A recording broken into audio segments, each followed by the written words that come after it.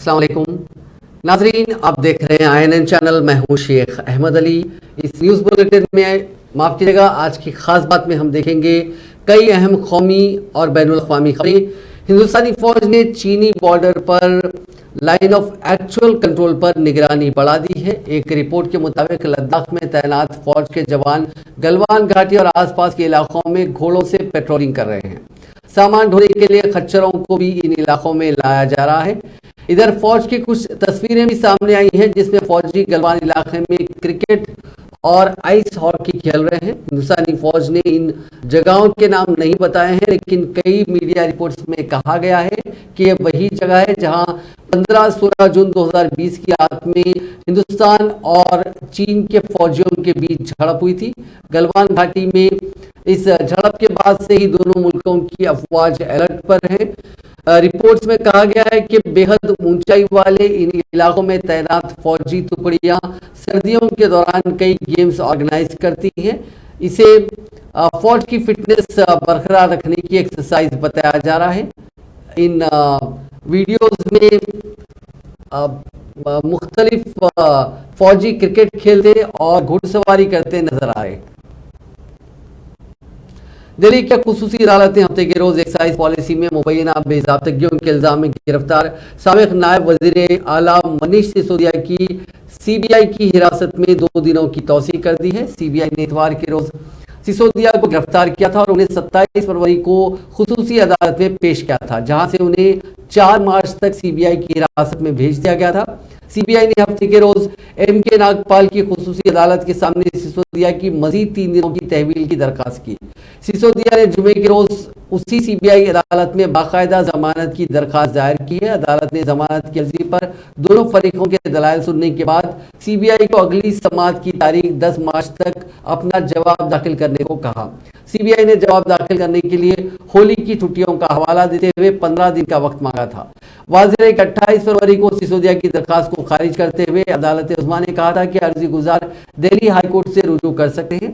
Supreme court से राहत न मिलने के बाद सिसोदिया ने उसी दिन बाद में नायब वजीर आला के ओहदे से इस्तीफा दे दिया था, जिसे कबूल कर लिया गया था।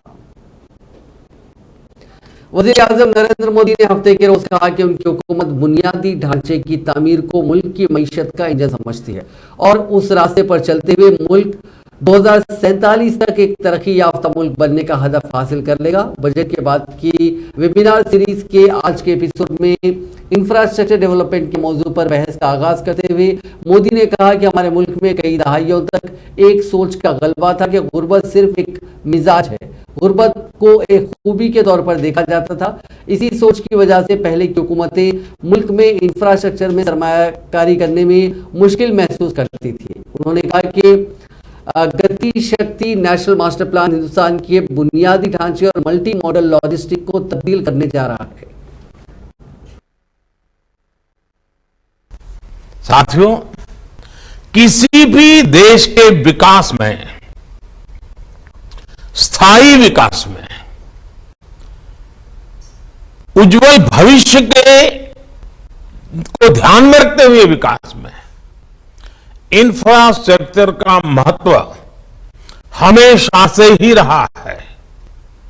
जो लोग इंफ्रास्ट्रक्चर से जुड़ी हिस्ट्री का अध्ययन करते हैं वो इसे भली भांति जानता है। जैसे हमारे यहां करीब 2500 साल पहले चंद्रगुप्त मौर्य ने उत्तरा पथ का निर्माण किया गया था। इस मार्ग ने सेंट्रल एशिया और भारतीय उपमहाद्वीप के बीच व्यापार कारोबार को बढ़ाने में बहुत मदद की। बाद में सम्राट अशोक ने भी इस मार्ग पर अनेक विकास कार्य करवाए। 16वीं शताब्दी में शेरशाह सूरी ने भी इस मार्ग का महत्व समझा और इसमें नए सिरे से विकास कार्यों को पूरा कराया। जब ब्रिटिशर्स आए तो उन्होंने इस रूट को और अपग्रेड किया और फिर ये GT रोड कहलाई। यानी देश के विकास के लिए हाईवे के विकास की अवधारणा हजारों वर्ष पुरानी है। तमिलनाडु के तंजावुर में कलैनी डैम है। एक कलैनी डैम चोल साम्राज्य के दौरान बना था। ये डैम करीब करीब 2000 साल पुराना है और दुनिया के लोग ये जानकर हैरान रह जाएंगे कि ये डैम आज भी ऑपरेशनल है। 2000 साल पहले बना ये डैम आज भी इस क्षेत्र में समृद्धि ला रहा है। आप कल्पना कर सकते हैं कि भारत की क्या विरासत रही है, क्या विशेषज्ञता रही है, क्या सामर्थ्य रहा है। दुर्भाग्य से आजादी के बाद आधुनिक इंफ्रास्ट्रक्चर पर उतना बल नहीं दिया गया जितना दिया जाना चाहिए था। हमारे यहां दशकों तक एक सोच हावी रही कि गरीबी एक मनोभाव है, पॉवर्टी इज अ वर्च्यू। इसी सोच की वजह से देश के इंफ्रास्ट्रक्चर पर इन्वेस्ट करने में पहले की सरकारों को दिक्कत होती थी। उनकी वोट बैंक की राजनीति के लिए अनुकूल नहीं होता था।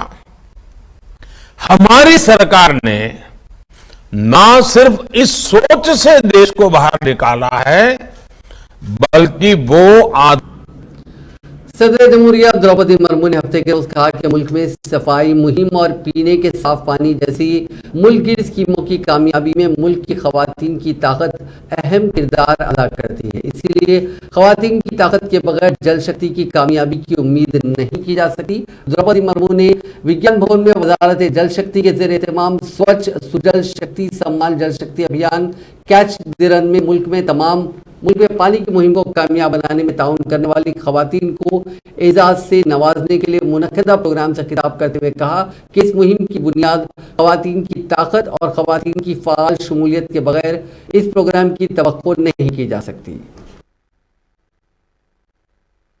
जल और स्वच्छता दो ऐसे महत्वपूर्ण विषय है जो हर नागरिक के जीवन में विशेष स्थान रखते हैं, लेकिन ये मुद्दे सबसे ज्यादा हमारी बहनों और बेटियों को प्रभावित करती है, क्योंकि प्रायः गांव में घरेलू कामकाज और पीने के लिए पानी की व्यवस्था करना महिलाओं की जिम्मेदारी होती है। हमारी बेटियां और बहनों को अक्सर पानी लेने के लिए काफी दूर तक जाना पड़ता था। ये समस्या रेगिस्तानों, पहाड़ी और जंगल के क्षेत्रों में और भी अधिक गंभीर हो जाती है। पीने का पानी की व्यवस्था करने में न सिर्फ उनका काफी समय लगता था, बल्कि उनकी सुरक्षा और स्वास्थ्य को भी खतरा बन जाता था। आमतौर पर देखा जाता है कि स्कूल और कॉलेज जाने वाली बेटियां भी अपने घर की बड़ी महिलाओं के साथ पानी की व्यवस्था करने में लगी रहती थी, जिससे उनकी पढ़ने लिखने में भी बाधा आती थी। इन समस्याओं को ध्यान में रखकर भारत सरकार द्वारा स्वच्छ भारत मिशन ग्रामीण और जल जीवन मिशन के माध्यम से सभी लोगों को स्वच्छ पेयजल और स्वच्छता की सुविधाएं प्रदान करने के लिए विशेष उपाय किए जा रहे हैं। मुझे ये जानकर प्रसन्नता हो रही है कि आज 11 करोड़ 30 लाख से अधिक परिवारों को नल से पीने योग्य शुद्ध जल उपलब्ध हो रहा है। महिलाएं जो समय पहले पानी लाने के लिए उनके समय उपयोग करते थे, अन्य उत्पादन काम नहीं करते थे, आज वो लोग अपने समय को अन्य कार्यों में उपयोग कर रहे हैं। नल के स्वच्छ पानी से शिशुओं के स्वास्थ्य में भी उल्लेखनीय सुधार हुआ है, जो प्रदूषित पानी की वजह से डायरिया और फेचरा जैसे जल से संक्रमित बीमारियों के शिकार हो जाते थे।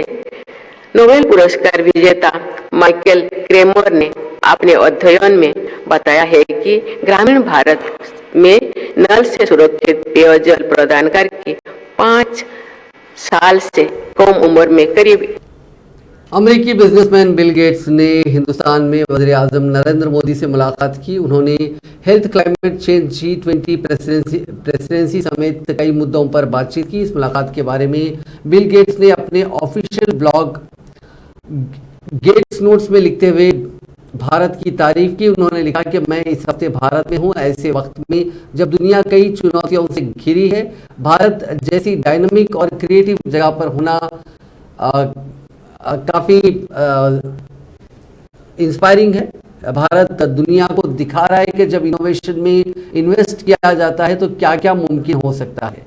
मैं हेल्थ, डेवलपमेंट और क्लाइमेट चेंज के सेक्टर में भारत की तरक्की को लेकर पहले से ज़्यादा पॉजिटिव हूँ।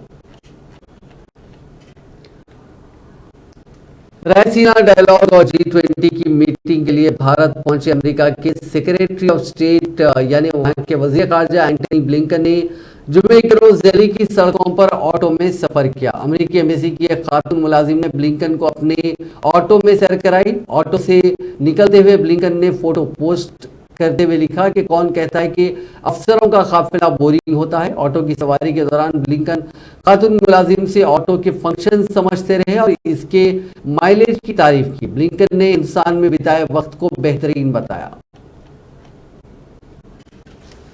Chief justice of India DY Chandrachud ने कहा कि फर्जी खबरों के दौर में हकीकत शिकार बन गई है। उन्होंने कहा कि सोशल मीडिया के फैलाव से एक छोटी सी बात भी मंतक की कसौटी पर परखे बगैर एक जामे उसूल की शक्ल इख्तियार कर सकती है।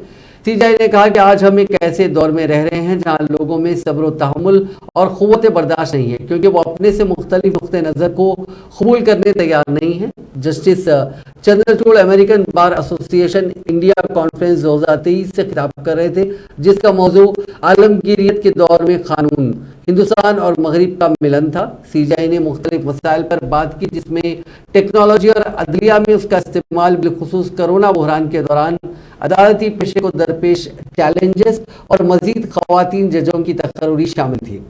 जस्टिस चंद्रचूड़ ने कहा कि कई तरीकों से हिंदुस्तानी आइन आलमगीरियत के दौर में दाखिल होने से कबल आलमगीरियत की एक बेहतरीन मिसाल है। उन्होंने कहा कि जब हिंदुस्तानी आइन तैयार किया गया तो उसके मुअम्मारों को शायद अंदाजा नहीं था कि इंसानियत किस सिमत में तरक्की करेगी। उन्होंने कहा कि हमारे पास प्राइवेसी का तसव्वुर नहीं था, इंटरनेट नहीं था, हम ऐसी दुनिया में नहीं रहते थे जिसे एल्गोरिथम के जरिए कंट्रोल किया जा सके, हमारे पास कोई सोशल मीडिया नहीं था। CJI ने कहा कि हर छोटी बात के लिए जो हम करते हैं, हर वो काम जो आप करते हैं, आपको किसी ऐसे शख्स के जरिए ट्रोल किए जाने का खतरा है जो आपसे मुत्तफिक नहीं है, और यकीन करें हम बतौर जज भी इससे मुस्तस्ना नहीं है। उन्होंने कहा कि जिस तरह ट्रैवल और टेक्नोलॉजी की आलमी आमद से इंसानियत फैली है, इसी तरह इंसानियत भी कुछ भी कबूल ना करने की ख्वाहिश के साथ पीछे हट गई है, जिसमें लोग जाती तौर पर यकीन रखते हैं, और उन्होंने इस यकीन का इजहार किया कि हमारे दौर का चैलेंज है। वजीर आजम नरेंद्र मोदी त्रिपुरा, नागालैंड और मेघालय में वजारत के हलफबरदारी तकरीब में शामिल होंगे। इन तीनों रियासतों में हुए असेंबली इंतखाबात के नतीजे 2 मार्च को डिक्लेयर किए गए थे। मेघालय और नागालैंड में 7 मार्च को हुकूमतें हलफ लेंगी। वहीं त्रिपुरा में 8 मार्च को हलफबरदारी की तकरीब मुनक्किद होगी। त्रिपुरा और नागालैंड में BJP हुकूमत बना रही है। वहीं मेघालय में नेशनलिस्ट डेमोक्रेटिक प्रोग्रेसिव पार्टी की हुकूमत में BJP हिस्सेदारी अदा कर रही है। एक ही दिन बीजेपी के 2 प्रोग्रामों में राजस्थान में सियासी पारा चढ़ गया है। पेपर लीक के मुद्दे पर जयपुर में बीजेपी वर्कर्स ने जमकर मुजाहरा किया, जबकि अपने जन्मदिन से पहले साबिक वज़ीर आला वसुंधरा राजे ने सालासर में एक मीटिंग की। उन्होंने बालाजी मंदिर में पूजा भी की। आज हम मुजाहरे की बात करें तो बीजेपी के हजारों वर्कर्स इस मुजाहरे में शामिल हुए। पार्टी ऑफिस से सभी मुखालिफ हुकूमत नारेबाजी करते हुए वजीर आला की रिहायशगाह को घेरने की कोशिश कर रहे थे। पुलिस ने उनकी इस कोशिश को नाकाम बना दिया।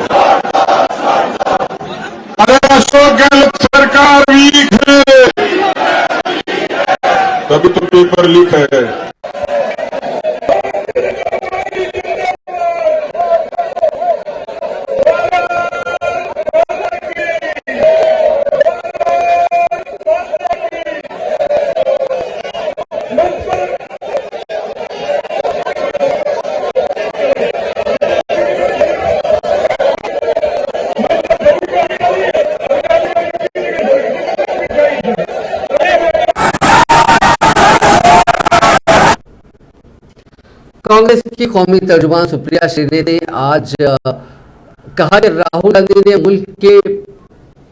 मुल्क की इज्जत बढ़ाने के लिए कैम्ब्रिज में लेक्चर दिया था। उन्होंने कहा कि राहुल गांधी मुल्क के अहम कायदीन में से एक हैं, 4 बार के चुने हुए रुकने पार्लियामेंट है। जब वो कैम्ब्रिज यूनिवर्सिटी जैसे तालीमी इदारे में अमेरिका और चीन के बीच के झगड़े के बीच में हिंदुस्तान के रोल और जमहूरियत पर चर्चा करते हैं तो इससे भारत की इज्जत बढ़ती है। राहुल गांधी जी ने कहा अपने व्याख्यान के दौरान कि जब हम भारत जोड़ो यात्रा करते हुए कश्मीर पहुंचे तो कश्मीर में हिंसा का माहौल है, कश्मीर में इंसर्जेंसी है, क्या सरकार इसे नकार सकती है? यह अलग बात है कि पूरी की पूरी सरकार, पूरा तंत्र एक पिक्चर का प्रमोशन करेगा, लेकिन कश्मीरी पंडितों को चुन चुन कर मारा जाएगा और उस पर सरकार एक शब्द नहीं बोलेगी।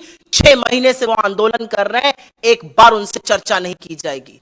कश्मीरी पंडितों ने हमें आकर जो कैमरा पर कहा कि हमें सिर्फ और सिर्फ कैनन फॉडर और वोट बैंक के लिए यूज किया जाता है, हमारे लिए मोदी सरकार कुछ नहीं करती, यह असलियत है, यह सच है। तो राहुल गांधी जी ने कहा कि हम भारत जोड़ो यात्रा करते वक्त जब कश्मीर पहुंचे तो सुरक्षा कर्मियों ने हमसे कहा कि आप यहां मत चलिए, यहां पे असुरक्षा है, आप ऊपर हैंड ग्रेनेड पड़ सकते हैं। लेकिन इन बातों के बावजूद उन्होंने कश्मीर में चलना कबूल किया, वो कश्मीर में चले और वो आगे कहते हैं कि तिरंगे के सैलाब को देखकर मुझे समझ आ गया कि जहां अहिंसा होगी, जहां मोहब्बत होगी, जहां प्यार होगा, वहीं विश्वास होगा। मुझसे लोगों ने कहा कि हमें लगा आप हमारी बात सुनने आए हैं, इसलिए आप यहां पर सुरक्षित हैं। और मैं सलाम करती हूं ऐसे जज्बे को। और उस पर भी, और इस पर मैं थोड़ा सा कोट करना चाहूंगी, राहुल गांधी जी ने बिल्कुल क्लियरली कहा अपनी फोटो को दिखाते हुए, there is me putting flowers on the spot where almost 40 soldiers were killed by a car bomb. आपके साथियों को, नोएडा के कमांडो वॉरियर एंगरगढ़ को by car bomb, in car bomb समझ में आता है। अगर ट्रांसलेशन आप गलत कर रहे हैं तो मेरे नेता के खिलाफ आप ये नहीं कर सकते हैं। राहुल गांधी जी ने कहा 40 सैनिक जहां पर मारे गए, एक कार बॉम्ब से 300 किलो आरडीएक्स जब आया और 400 जवान वहां पे मारे गए, उस स्थल पर जाकर उन्होंने पुष्प अर्पित किए। इस बयान पर भी आप राजनीति करिएगा, इस बयान पर भी आप ओछी, गंदी, अमानवीय राजनीति करिएगा। आप भले पुलवामा न गए, और मैं कहना नहीं चाहती थी जब पुलवामा में सैनिकों की शहादत होती है तो अमित शाह जी इलेक्शन रैली करते रहते हैं। हमने अपने सारे कार्यक्रम स्थगित कर दिए थे। अमित शाह जी इलेक्शन रैली करते हैं और इस देश का चुना हुआ प्रधानमंत्री मैन वर्सेस वाइल्ड। साबिक कांग्रेस लीडर और सीनियर वकील कपिल सिब्बल ने वेबसाइट इंसाफ के सिपाही लॉन्च की। उनका कहना है कि मरकजी हुकूमत की नाइंसाफी से लड़ने के लिए यह प्लेटफॉर्म शुरू किया गया। हफ्ते के रोज एक प्रेस कॉन्फ्रेंस में सिब्बल ने कहा कि उनके साथी वकीलों और गैर बीजेपी वुज़राए आला से उनकी रिक्वेस्ट है कि इस वेबसाइट के जरिए वो नाइंसाफी के खिलाफ आवाज उठाएं, जिससे गुलामी को खत्म किया जा सके। जब तक the people of this country will not rise up to fight this injustice, I think we are in for very difficult times. It is with great deliberation, बड़ी सोच के साथ मैंने ये फैसला लिया है कि अब वक्त आ गया है कि जनता को जागरूक करने का कि आप हमारे इंसाफ के सिपाही बनिए, और जहां जहां भी बेइंसाफी हो रही है, चाहे राज्य सरकारों के साथ हो रही हो, चाहे किसी नागरिक के साथ हो रही हो, आप उसकी लड़ाई लड़िए। मैं चाहूंगा कि इस देश में जो भी विपक्ष के चीफ मिनिस्टर हैं वो मेरा साथ दें। मैं चाहूंगा कि जो भी विपक्ष के जो सरकार में नहीं है लेकिन नेता हैं वो मेरा साथ दें, और हम एक नेशनल मूवमेंट की शुरुआत करें जिसके आधार पर ये जो गुलामी हमें दिख रही है उससे मुक्त होना चाहिए। मुसाफिर तैयारों में गड़बड़ी आने और इमरजेंसी लैंडिंग का सिलसिला लगातार जारी है। ताज़ा तरीन मामला स्पाइस जेट के तैयारी में खराबी से मुतालिक है। स्पाइस जेट की दिल्ली से पटना जाने वाली परवाज की ब्रेक फेल होने के बाद वाराणसी में हंगामी लैंडिंग कराई गई। बताया जा रहा है कि दिल्ली से उड़ने वाली स्पाइस जेट की फ्लाइट SG 8721 पटना में उतरने वाली थी, लेकिन टेक ऑफ के कुछ देर बाद ही हवा में फ्लाइट के ब्रेक में कुछ गड़बड़ी पैदा हो गई। जैसे ही फ्लाइट में गड़बड़ी सामने आई, फ्लाइट का रुख मोड़कर यूपी के वाराणसी के लाल बहादुर शास्त्री बैनुल अक़वामी हवाई अड्डे की जानिब कर दिया गया। बताया जा रहा है कि तकरीबन 3 घंटे के बाद फ्लाइट ने दोबारा पटना के लिए टेक ऑफ किया। परवाज में तकरीबन 140 मुसाफिर सवार थे। ब्रेक में गड़बड़ी की इतला मिलते ही तमाम मुसाफिर खौफजदा हो गए। वाराणसी में फ्लाइट की लैंडिंग के बाद हवाई अड्डे पर मुसाफिरों और एयरलाइन के एहलकारों के दरमियान नोक-झोंक भी हुई। हरियाणा के फतेहाबाद के रतिया इलाके में पागल हुए खच्चर ने खातून पर हमला कर दिया। खातून को इससे शदीद चोटें आई। वहां से गुजर रहे लोगों ने बड़ी मुश्किल से उस खातून को मौत के मुंह से बचाया। असल में खच्चर खातून को मुंह में दबोचकर भाग निकला। पूरी वारदात CCTV फुटेज में कैद हो गई है। वर्ल्ड हेल्थ ऑर्गेनाइजेशन ने सभी मुल्कों से कोरोना के ओरिजिन से जुड़ी जानकारी शेयर करने के लिए कहा है। वर्ल्ड हेल्थ ऑर्गेनाइजेशन का यह बयान अमेरिकी दावे के बाद सामने आया है। हाल ही में FBI के डायरेक्टर क्रिस्टोफर ने कहा था कि कोरोना चीन के वुहान लैब से ही लीक हुआ है। चीन ने FBI के दावे को गलत बताया। इसके बाद WHO के चीफ टेड्रोस गैब्रियोसिस ने कहा कि अमेरिका ने जो दावा किया है उससे जुड़ी कोई रिपोर्ट पेश नहीं की। अमेरिकी एनर्जी डिपार्टमेंट के ओहदेदारों ने भी इंटेलिजेंस रिपोर्ट के हवाले से चीन को जिम्मेदार ठहराया था, लेकिन हमारे पास ऐसी किसी भी रिपोर्ट का कोई एक्सेस नहीं है। किसी भी मुल्क के पास कोरोना के ओरिजिन से जुड़ी कोई भी जानकारी हो तो वो हमें दें। हम सिर्फ ये जानना चाहते हैं कि वबा कैसे और कहां से शुरू हुई।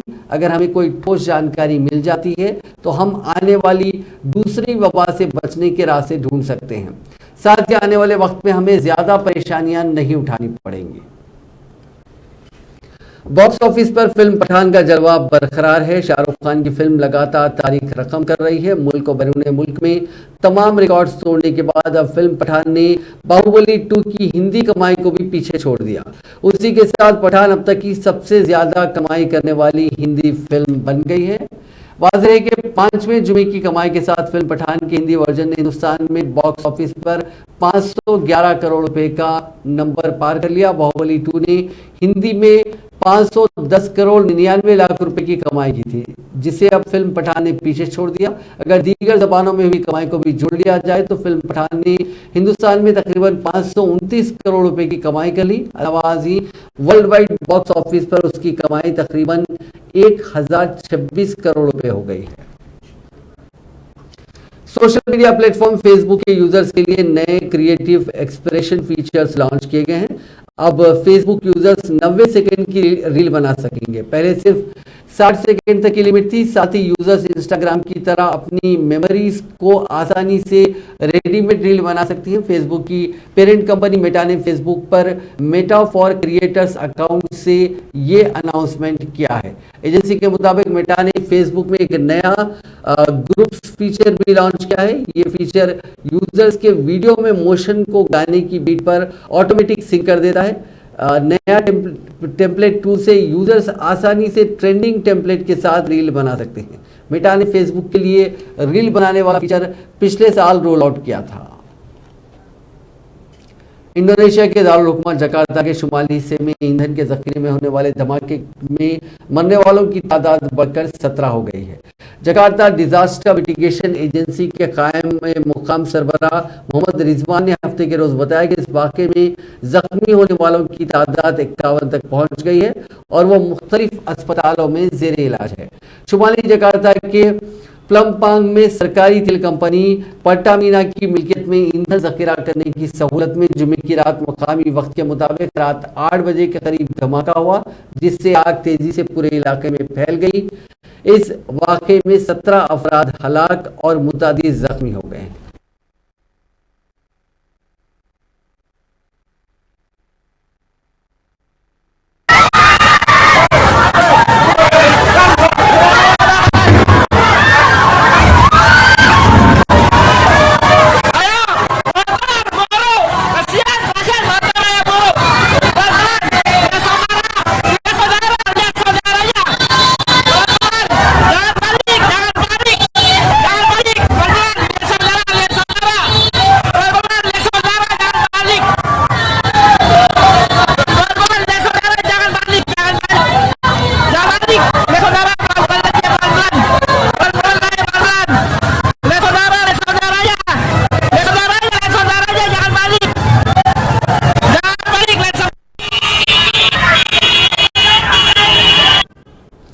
अमेरिका के कैलिफोर्निया के 13 शहरों में बर्फीले तूफान के चलते इमरजेंसी डिक्लेयर कर दी गई है। तूफान में 9 लोगों की मौत हो गई और 100 से ज्यादा लोगों को रेस्क्यू किया जा चुका है। कैलिफोर्निया में बर्फबारी की वजह से 70,000 से ज्यादा घरों में बिजली नहीं है। महकमे मौसमियात ने अगले 2 दिन में 18 से 24 इंच बर्फबारी का अंदाजा लगाया। ओहदेदारों ने बताया कि इस हफ्ते हुई रिकॉर्ड बारिश और दिसंबर फरवरी में बर्फबारी के चलते कैलिफोर्निया में सूखे का मसले में कमी आई है। अमेरिका के national oceanic and atmospheric administration ने जुमेरात को ड्रॉट मैप जारी किया था। इसके मुताबिक कैलिफोर्निया का करीब 17% इलाका सूखा नहीं था, जबकि बाकी बचे इलाके के 1/3 हिस्से को भी सूखा डिक्लेयर नहीं किया गया। तुर्किया और शाम में आने वाले तबाहकुन ज़लज़ले के बाद कई दीगर ममालिक में भी मुसलसिल ज़लज़ले के झटके महसूस किए जा रहे हैं। ताज़ा ज़लज़ला न्यूजीलैंड की सरजमीन पर आया। एक मरतबा फिर ज़लज़ले के शदीद झटके महसूस किए गए, जिसके सबब लोगों में अफरा तफरी मच गई। रिक्टर स्केल पर ज़लज़ले की शिद्दत 6.9 रिकॉर्ड की गई। रिपोर्ट के मुताबिक ज़लज़ला न्यूजीलैंड के इंतहाई शुमाल में बहर अल कहल के इलाके में आया और फिलहाल सुनामी का कोई खतरा नहीं बताया गया। अमेरिका के सदर जो बाइडेन को स्किन कैंसर हो गया था। व्हाइट हाउस के डॉक्टर केविन ओक्रा ने कहा कि बाइडेन के चेस्ट की स्किन पर एक जख्म हो गया था। फरवरी में सर्जरी के दौरान इस जख्म वाली स्किन को हटा दिया गया था। इसे जांच के लिए भेजा गया था, जिसमें पता चला कि ये जख्म बेसल सेल कार्सिनोमा का है। ये स्किन कैंसर का कॉमन फॉर्म है। डॉक्टर ओकॉनर ने बताया कि सर्जरी के दौरान कैंसर फैलाने वाले सभी टिश्यूज को हटा दिया गया। इलाज के बाद बाइडेन बिल्कुल ठीक हो गए हैं। उन्हें आगे इलाज की कोई जरूरत नहीं है। हालांकि सदर जो बाइडेन की सेहत की निगरानी की जा रही है। हम देख रहे हैं कि उन्हें स्किन से जुड़ी कोई और परेशानी तो नहीं हो रही है। नाज़रीन, आज की खास बात में बस इतना ही। आपसे कल मुलाकात होगी नई खबरों के साथ। आप देखते रहिए INN चैनल।